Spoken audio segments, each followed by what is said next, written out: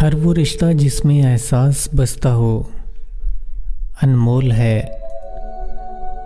Degree तो महज तालीमी अखराजात की रसीद होती है, इल्म तो इंसान की गुफ्तगू और अमल से ज़ाहिर होता है। गुनाह जहर की मानिंद हैं, जो कम हो या ज़्यादा हर सूरत में नुकसानदेह हैं।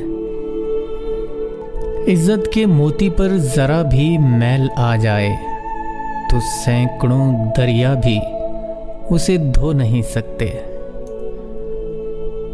सबसे अच्छी ज़िंदगी वो बसर करते हैं जो अपनी ज़रूरत पूरी करने के लिए अल्लाह के सिवा किसी और पर भरोसा नहीं करते।